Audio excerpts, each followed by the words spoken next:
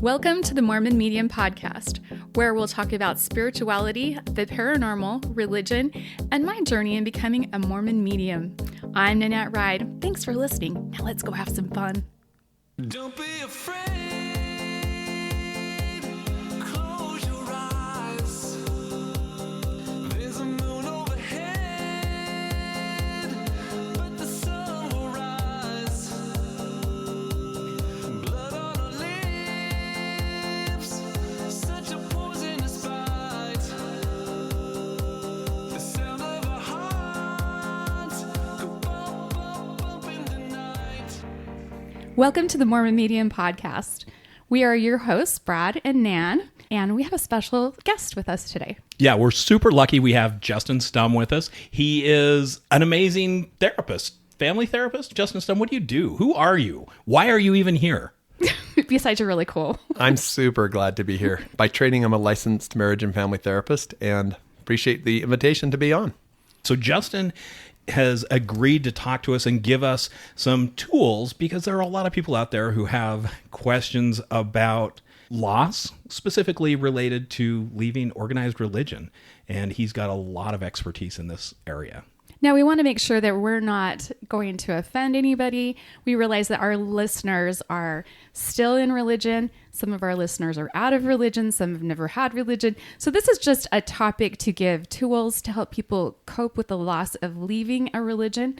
And if this isn't kind of your cup of tea, it's okay. Go ahead and go to our next episode, I guess. No, you need to finish listening to this one. You've started, you've committed. You don't get to just skip ahead. Bossy, you better listen. It's not okay. That's right. So, Justin, how did you start learning more about religion and loss, and why is that something that you have as much knowledge as you do? I mean, you've talked to us about it extensively. How did that come about? That's a great question. A lot of my experience, at least within the therapeutic community, has been treating couples and families, and of course, lots of individuals over the last 2 decades around the very issues that you mentioned. Grief, which is just this experience that, and there's no just, I don't want to minimize that, of loss or pain that comes when there's transition, when there's a shift. Additionally, there's the mourning that comes with that. And mourning is kind of this grief gone public in so many ways. And I think term. I love that too. I've never heard that before. Yeah. Grief gone public is grief mourning. gone public. That's going to be Nan's new catchphrase. You Yes, it realize is. that, right? Right. Love it. If I see her in sackcloth and ashes soon, I'll know that she's mourning.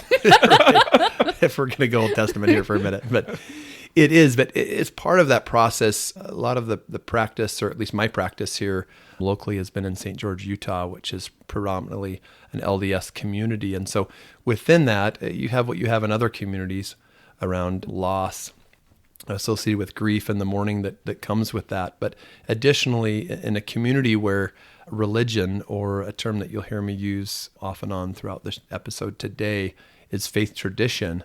Many times there's shifts within that. Individuals can experience a variety of different emotions and grief as a part of those shifts that happen over time as all of us expand and grow. So why faith tradition versus religion? I think I splice and kind of wordsmith that because it's easy to say, well, this individual is a part of this particular religion or that particular religion. And depending on the faith community or the faith tradition, as we'll use these kind of as synonyms, faith tradition in so many ways helps at least annotate how complicated belief in the metaphysical can be and what all that looks like.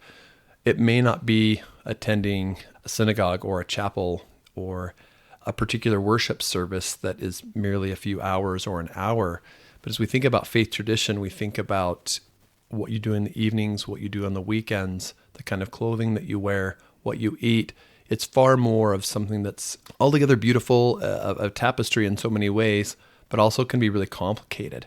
And so for me, I tend to use the term faith tradition because there's so many facets depending on the faith that you're in.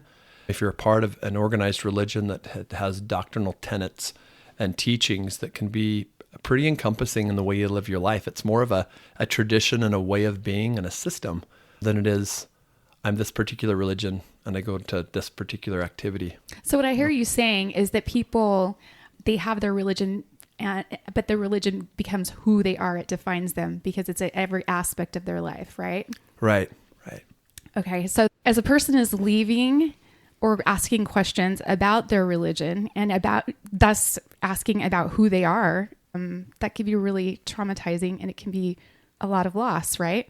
That's the grief you're talking about? That's the grief, because I think anytime there's a significant shift from things that at one time we felt were meaningful or divine or holy or beneficial or connecting as an individual or family, that can create a variety of different emotions that come as a natural part of that process that believers of one faith or another experience and aren't sure where to put those emotions or how to articulate and associate those with their human experience. Right. Oh, makes so much sense. With my clients, I see a lot of people that have left religion, have asked their questions, have done their homework, have decided it's not for them. And I'm talking lots of different faiths. They're starting to ask questions and finding their own truth. What resonates with my soul type of thing, instead of here's the package deal of this religion. You need to take all of it. Do you see that amongst your clients? I think there's a shift that's happening. I don't know that it's global, but definitely within the continental United States.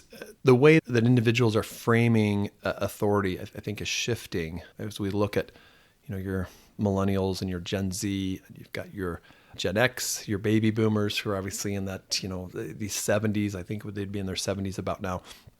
The way we perceive what's valuable and what's okay and not okay, that the boundaries around belief are starting to shift, where 20 to 30 years ago, the kind of teachings and or practices or policies or truth claims in any particular faith are now being challenged on, is this meaningful? Is this beneficial? Does this align me with my deity or my God, if there is a God in that particular faith or tradition? Does this help my family or my relationships? Do I have cognitive dissonance, this inner struggle when I do this? Those things were often shelved or sidelined so long ago. And I think there appears to be a growing number of people who are saying, is my faith tradition in alignment with my values and my inner knowing? And if it's not, they're pushing back within their own hearts. I don't know that that's a civil war, but their own looking in, and then that manifests in their behavior in terms of what they will and won't do as far as religious or theological practice. Gotcha. Can you define that cognitive dissonance? Oh, sure. This term, cognitive dissonance, would be, I can give you a real-time example. Do it. So we can use kind of a kinesthetic one. If I had a bowling ball inside me, and that was my excitement to be on the podcast today.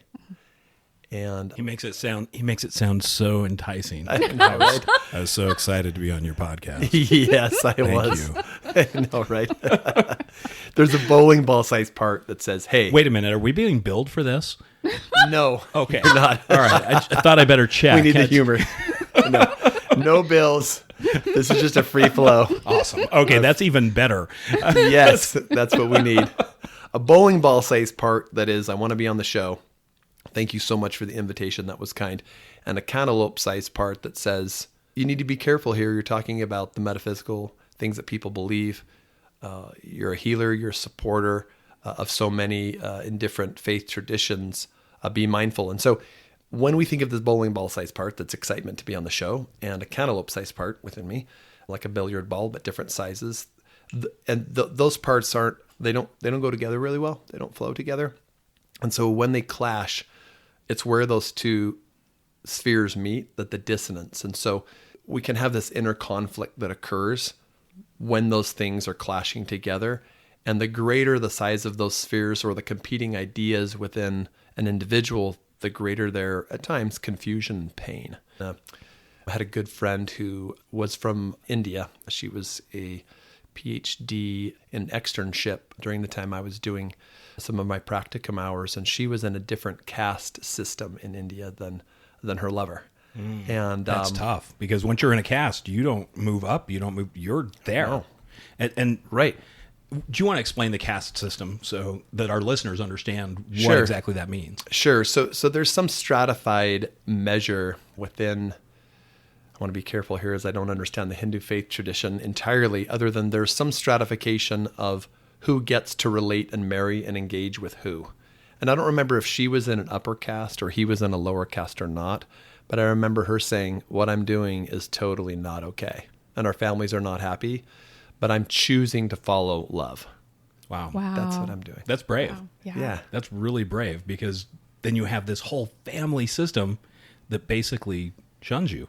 Right. And her fear, at least in some of our intimate conversations around that, was, post her education in America, going back and then following her heart and doing that. So that's the dissonance. There was dissonance in her from, do I follow tradition and do what my parents want me to do? And that's marry within my caste. Or do I do something that's really frowned on by the community that will bring an immense amount of fear and shame for me, but a lot of shame for my parents? Wow. So it's a literal inner conflict, having to have to figure out which side that you're going to go on and then kind of stay on that path. Yeah. That's super hard. I mean, I've been there, but yeah, except for I disassociated.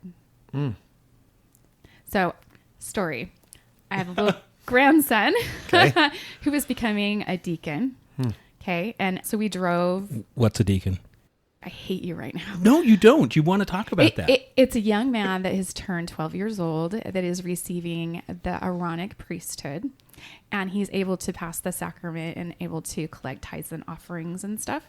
So my little grandson, was going to become a deacon And get more power in his little finger Yes, he'll have the priesthood than any woman will ever have in her Exactly. lifetime. You were... Yes, that. So we drove quite a few hours to go to this, and we stayed overnight, went to the church, and he was being ordained before sacrament meeting, and we go into the bishop's office. I blanked the whole thing out. Don't remember a damn thing. When I got out into the car after sacrament meeting, I asked Brad, I thought he was going to get ordained. When's he going to get ordained? He goes, you literally don't remember? I totally checked out. Yeah, the whole process. I'm like, well, wait a minute. The bishop came in and talked to both of us just before it all happened. Nope, I don't remember sitting in that little room. Nothing. So I think my cognitive dissonance inside was going on through the whole drive. But I wanted to be supportive for my grandson and for my family. But it was something I don't believe in anymore. It doesn't resonate with me anymore. And I felt like he was doing something that isn't truthful to him, but he didn't know better. That's where I was at. And I think that I checked out. Have you ever had people do that? I think if the dissonance gets high enough within any individual, they'll fall into a space like that where they're attempting to self-soothe in the best way that their body knows how in that moment, which is to disconnect from reality. Yep. It doesn't all happen in a hand clap. It can happen over a matter of minutes or hours where you're disconnecting in an attempt to provide safety to your psyche, really to you. That makes so much sense. Wow. Thank you. I didn't even tell you that before, by the way. Which is good to hear. And for the listeners to know that disassociation, if you find yourself socially withdrawing and really pulling away, attempting to self-soothe, there's probably some level of emotion that you're not entirely able to either articulate, and if you are, you're not sure where it belongs and how to start comprehending and associating that. Because it's so foreign. Yes. Because it's like, well, wait, I'm having this shift in what I believed here or what you felt there at this particular ordination. And that brought up enough for you of your own history and or thoughts in that moment that you started to pull away. So, Justin, how do you help people work through those types of emotions and that cognitive dissonance that they're feeling when it comes to leaving a religion or picking and choosing and being a la carte with a religion, right? We hear a lot about nuanced Mormons or people who maybe go, hey, I believe in this part, but I don't believe in this part, which obviously goes against the system, right? How do you work with people who are in that situation to move forward so they don't have this disassociation? That's a good question. There's a lot of places, a lot of directions we could take that. I think the first piece I would offer per the question is that you get to believe anything that you'd like. And I think for those that are raised in a faith tradition that is very organized, and at times, depending on the particular faith tradition, it may be high demand. And when I say high demand, they're expecting the religious tenets and structure expects a lot out of the parishioner. Right. So I've got a continuum, which I don't have in front of me or I'd read from it, but in this moment, but that's been measured by professionals within the academic and theological spheres, where they've attempted, though it be subjective as best they know how, to measure these different religions in terms of what's high demand and what's not.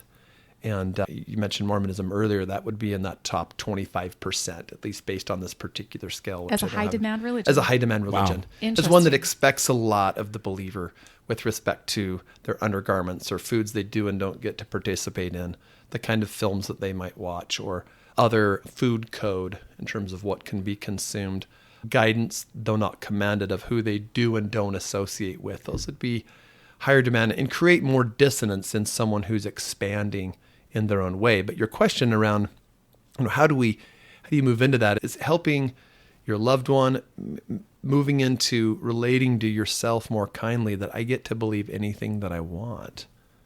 And knowing that if you are raised Catholic, for example, we'll use that as an example, that doesn't mean that you would need to be in the choir or participate in this particular parish or follow these particular rites and traditions or pastimes or rituals of that if it's not in alignment with your inner knowing.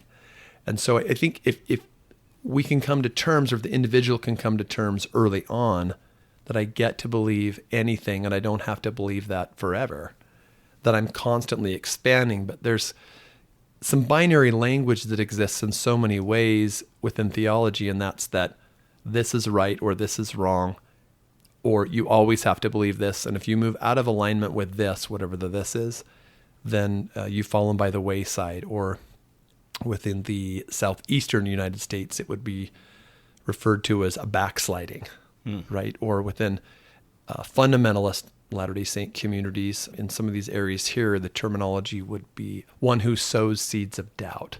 In Scientology, you would be referred to as a suppressive person. Got it. In Mormonism, either someone who's either inactive or unworthy, or if they're actively kind of pushing back against the establishment, an apostate. So there's terminologies, of course, for individuals that are in these spaces attempting to believe whatever it is they want. Well, and to get to that point, they have to realize, wait a minute, this is something that needs to come down to me, not necessarily what my parents believed or my grandparents believed. People really breaking away from that, because that's huge in these very established, very structured religions, right? Most people are born into those religions. They don't necessarily convert, even though, we know the Mormons and Jehovah's Witnesses and several others proselyte very heavily, but most people are born into those religions and really don't know any different. So that's a huge step in and of itself. Just going, hey, I'm going to separate and go my own way versus what my parents, my family do. Kind of like when we talked about the caste system just a moment ago. It was interesting. I was listening some time ago. If you can find it on YouTube, I'll give you the link for the show notes. There was an individual who took audio recordings from 10 to 15 different faiths. And depending on the faith tradition, there'll be some kind of moment where people witness or share or manifest or bear testimony. It's framed differently in different faith traditions. And it's interesting, they took all of these faith traditions and took a witness or manifestation or testimony from someone in all of those faiths. And the interesting thing was, is it confirmed what you just said. All of them claimed they were in the right one. Again, I'm moving back into that binary language. I'm in the one that will get me to heaven. The only true one. The only true one. I'm confident of that. Yeah. But to hear the heartfelt, authentic heart energy of each person, it was hard to not listen to their message. But all of them are in a very, very different path. Some Christian, some not. Right. But all of them equally convinced, and per Brad's comment, they were all, well, most of them, as I understand it, were raised in those faiths.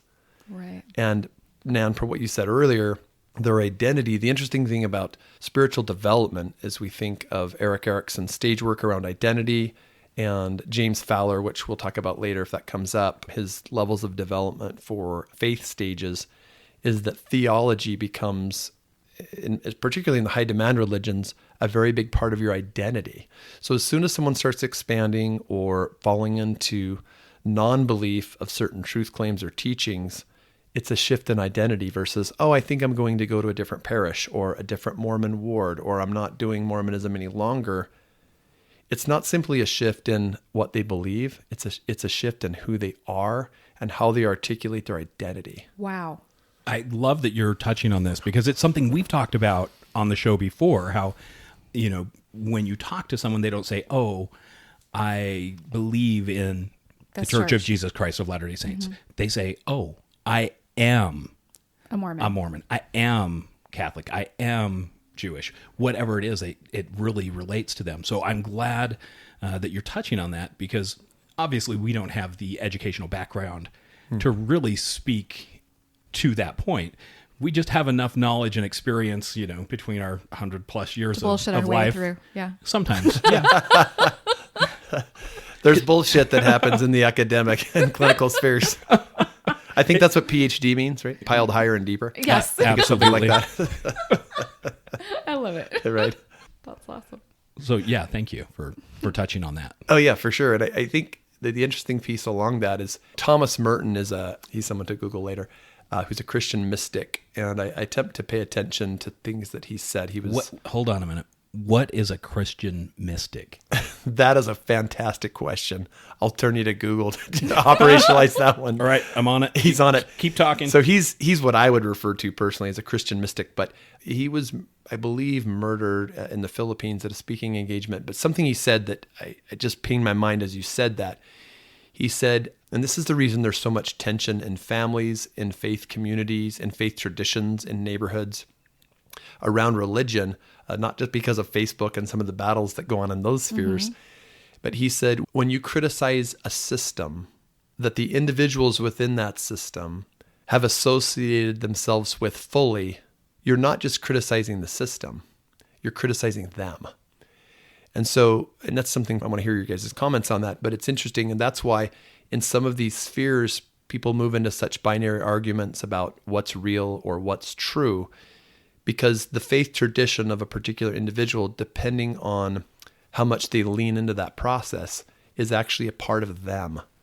And you could criticize or be pointed about a particular theological system or a truth claim or belief or policy, and others listen to that criticism and cannot see beyond the criticism of the organization and feel like it's a criticism of them, remember, because they're in this enmeshed relationship with their faith, what happens with many people in many faiths, thus the tension around religion.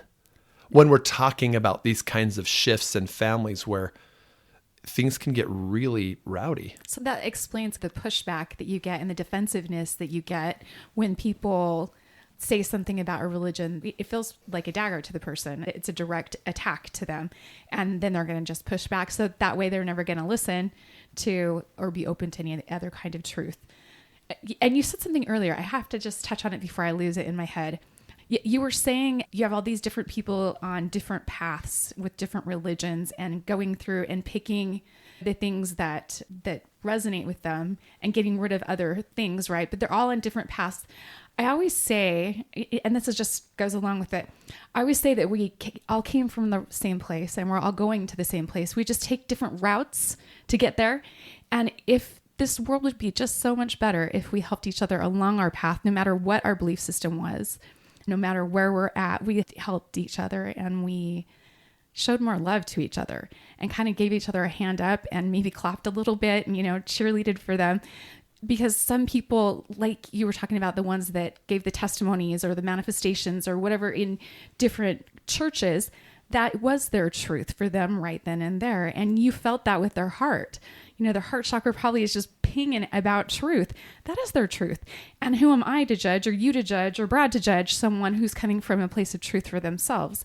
We should cheer for them and be like, that's awesome. I want you to find truth. Their path needs to be their path. I don't want to walk my path to make you happy, Justin. And I don't want to walk my path to make Brad happy. I want to walk my path to make me whole, because that's what I take with me to the other side is my truth. Right. Mm-hmm. I agree with you, but I also want to counterpoint that just a little bit, that there are spiritual truths or emotional truths, and then there are actual physical truths, right? There is a very distinct It's either true or it's not. So if I tell you the sky is green, that is not a truth. But just like Justin was saying, didn't you love this? Love it. Just like Justin was saying, though, if someone doesn't know the truth and can't see past it when you're trying to tell them, there was a very public thing with the Mormon church, right? They had taken millions and billions of dollars and put them in shell corporations, whatever. They got busted for it, and it was very public, right? Yeah. There are a lot of people that are still very in that chose not to look at that and just didn't see it for anything. But then there are those of us that are looking at it going like, okay, that's in my face. Like, it is what it is, right? But if you are so steeped in it and it's so a part of you, you can't see past it. There isn't any amount of screaming or yelling or jumping up and down or cold water in the face or whatever that's going to have you see the truth. So what you're saying is somebody's belief system literally creates their truth, or what they will believe is a truth versus a lie. I think so. What do you think, Justin? Yeah, if there's some good points there. I think that maybe we could operationalize that term, and that is that what's true, if I'm thinking of Brad's initial statement there, is, I think this is where you're going, Brad, is what's real. Yes. If those are synonyms. Is this accurate? Can I go back into a history book and go, oh, this happened and it's documented and we know this for truth? Mm-hmm. Justin was on the Mormon Medium Podcast. We can look it up. Yes. And verify it. Exactly. As he throws his arms into the air. Yes. Oh, they get the full screen, the high def version now. But yes, I think there is that process wherein we're attempting to break down what is real. Interestingly enough, there's terms that are used as synonyms within that developmental and theological space that are inappropriate, and that is that someone could say, hey, this is what I believe, but in their own way say, that's true, or that's real. And my challenge to that is, it's true to you. Exactly. But for example, as we think of St. George and this small, you're talking about this Mormon community where I practice, you've got 99, last I checked, I'll have to go back to the numbers, 99.73% of the world that isn't Mormon, and 0.23%, 0.25% that are. And for those that are practicing in my community, I honor their path. The question really is, well, that's real to you, but to the contemporary Christian down the road, or my Hindu friend, right, in graduate school, right, who says, no, I really think some of the things that you practice or that are practiced in America, as we think of Americans globally or nationally, are silly. But let me tell you about our weddings and what they look like and what we believe. And so, but belief is what it is, and that is a perception on what we claim to be real, right? And so we pursue that with not necessarily a knowledge that it is, but a hope that it is. This brings to mind Brian McLaren, Faith After Doubt. He said, it'll be interesting in your take on this. He said, the opposite of faith isn't doubt, it's certainty. Yes. Now my arms are in there. Yes, they were. It's certainty. So the question that maybe you guys comment on, I'd be interested in your take is, then do people who claim they know what's true, are they faithless? Let's go back to the definition. The opposite of faith isn't doubt. It's certainty. It's certainty. Yeah. So if you're claiming you know something, Then you don't have faith. You got it. And You so don't need faith if you know something, you right? know something. And George that's- Michael would disagree. George Michael. I was Love so it. heartbroken. I had the biggest crush on him. So Dang it. belief and faith, right, are these synonyms of things that we long for or hope, as we think biblically in Hebrews 11, right? There's this things that are real or true that we're hoping for. And I think that's where we get into the struggles. We think of faith expansion or a shift in beliefs is a thought that I have to know things. But that argument of knowing is really being challenged as we have more research and we ebb and flow as a humanity on what is meaningful. What was meaningful 30 to 40 years ago was institutional authority, and that is in your given faith tradition, you do what you're told upon the promise of your parents and your parents' parents that would bring you joy. True. And much more of what's happening now is a retrenchment really in some ways to individual authority. And that is, what does Nan say is meaningful and in alignment? or Brad with their inner knowing. And I'm going to follow that, not abdicate or subcontract out my perceptions of what's good, holy, divine, meaningful, connecting to me to someone else. Well, isn't that how it should be, though? I mean, because your belief system, that's part of your spirit. That's what you're taking with you. If you believe, certain things, you're taking that with you. There's a lot of, I do psychic medium readings all the time. And and I work with spirit on a daily basis. There are spirits that come through, they're extremely religious, and they believe the things that they believed, and that those are the places where they're at in their heaven. Does that make sense? Mm-hmm. But there's also people, I've had spirits that have come through that have committed suicide, and they've shown me how they've committed suicide. They've shown me, how it's damaged their relationships and all these different things, but they're not in hell. And because their belief system was shifted out of that. So what we take with us is our belief system. So we should all be searching for what resides in our soul and what is true and real, as you put it, right? We should all be searching for that instead of going the lazy way. I'm going to do a Russell M. Nelson lazy learner thing. Be a lazy learner and just go with your check boxes. That's just lazy. Show up for your spirit and actually realize you're a spirit having a human experience, and find out what resonates with your soul, and take that with you and make it a part of you and make this earth a better place. That's just my little soapbox there. Well, and I think what Justin said really goes along with one of the things that you talk about a lot. Justin said, that's your truth. Yes. And that's okay. Yes. So many times I've heard you say, just see people and meet them where they are. Mm-hmm. And that goes along perfectly with what Justin just said.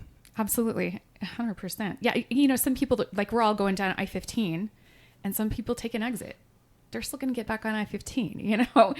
It's okay to take an exit. It's okay to ask questions. It's okay to search for truth. And I think we need to help each other and just give each other grace to learn. But why is it, do you think, Justin, that it's so hard? And look, my experience is with the Mormon religion, the LDS faith, right? So that's what I'm going to reference. But why do you think it is so hard for people who are very entrenched and very in when someone in their family leaves? What creates that huge divide? Because it's like a switch gets flipped, and now instead of being this person who is loved and revered, now they're this person who, well, we can't really talk to them because they'll destroy our testimony. Yeah, where does this fear come from? It really depends on a lot of factors. I think the neighborhood you grew up in, the family you're in, the religious norms within that family as far as how orthodox or not that particular family was, at least your family of origin. But globally, I think this question that Nan posed here, where does that come from, this fear? And when someone's transitioning that you're talking about, Brad, I think it comes from a non-theological place. So I was watching, this brings a bunch of symbolic things to my mind, and Nan brings that out in me for whatever reason, like symbols. It's this room. It's so zen-y. If you could be here, it's just awesome. Isn't this a cool office? Yeah. She has made this so amazing. It's just beautiful. And that is I was watching, and that's a whole other political conversation we won't get into, Blackfish, about Telecom and SeaWorld and all this stuff. Interesting thing. That show broke my heart. Yeah, it did break my heart. I was like, oh, that caused some inner strain. It was the scene that I'm referencing that I think is a good answer to both of your questions here is when they took Telecom from the water, and they have the raw footage. So we would say this is real. This is a truth. This isn't a belief. I saw it with my eyes. When they took Telecom from the water, all the other orca whales started to come around the net and started to signal their child. And it was so moving because while I don't know anything about killer whales other than I don't want to swim with them, is they were signaling like, come home, it's okay. They fight or they kill and they hunt, and they're trained in their own way as a family, as a pod, if you will. And they were sending these signals, and it just hit me so hard that, back to Brad's question, why is it that that's the case? I don't keep track of iterations or speeches or movements by Mormon leaders, but the prophet of the LDS Church, a general conference or two ago, said something that I think connects with these orca whales. Okay. And with what you said. Remember, they're signaling their child like, hey, don't leave us. We need to stay together. We fight together. We grow together. And if you study the little bit that I have of orca whales, you'll see that they're a tribal community, much like humans, though we differentiate and break away from our families of origin, but often stay in the same communities. It's hard to get over that ridge from Hurricane. Once you're over there or over here, you just can't get away. But you're there. And what the prophet said, at least the foremost leader within Mormonism said is, I'll be pretty close on the quote, the time is coming when those who believe and those who do not will be separated. And when I heard that, and it wouldn't matter that it was within Mormonism or any other faith, I think it hit me personally in a couple different ways. I don't know that I physically heard it or I read that, and it's kind of irrelevant. But anytime a faith tradition based on theological or metaphysical belief says that a human is going to be separated from their pod, it creates fear. Yeah. When children are lost at Disneyland or at the local amusement park lagoon, there is that separation anxiety and there's that panic, that sympathetic nervous system fight or flight response. I'm not okay.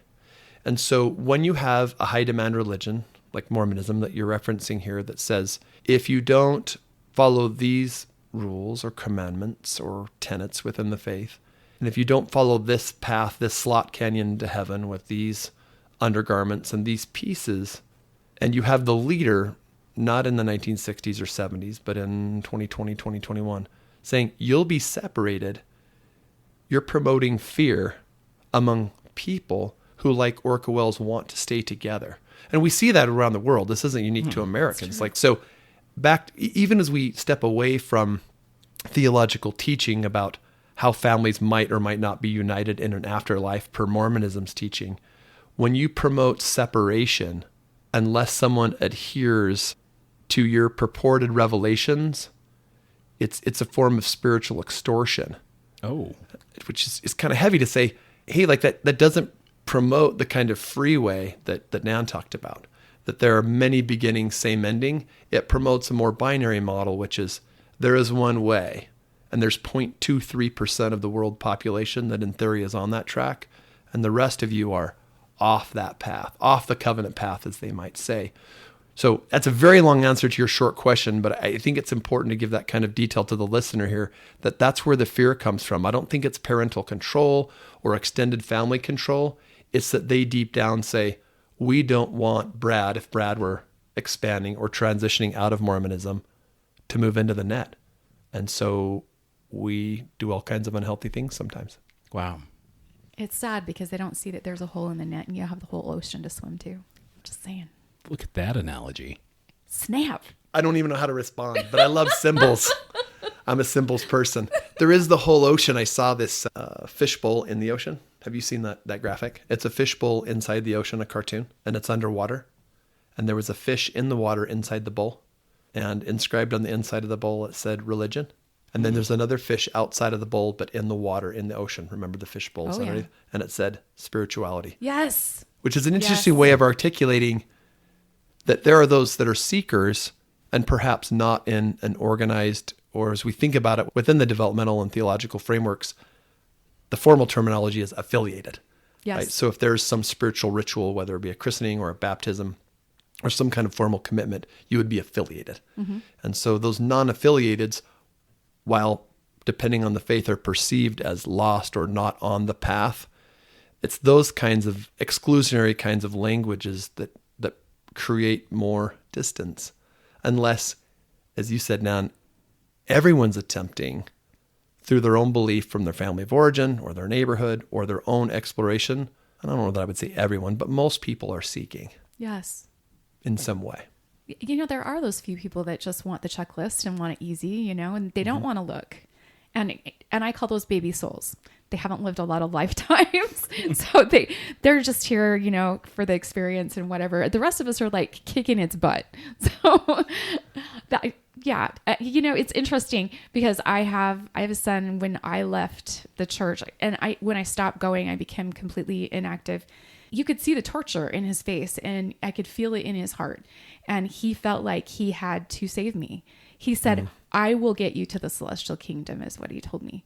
And it made me sad because I'm just like, he's like, if I don't do it, then you're going to be a son of perdition. And I was like, honey, I drove the bus through hell a couple times. I know the route. It's okay. Like, I got this.